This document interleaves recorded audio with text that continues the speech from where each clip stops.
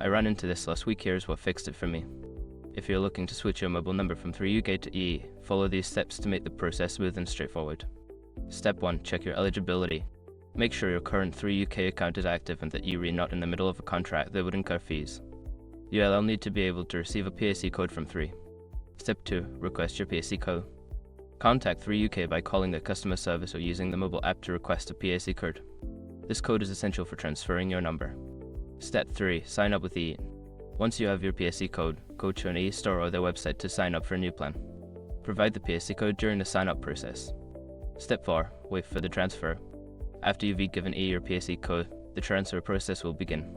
Typically, it can take up to 1 working day, but sometimes it can be quicker. Step 5. Confirm the transfer. Once the transfer is complete, you'll receive a confirmation from EE. Make sure to test your new EE SIM to ensure your number has been successfully ported. Switching networks can feel daunting, but following these steps should help you transition smoothly. If you run into any issues, both 3 and EE have customer support to assist you. Good luck!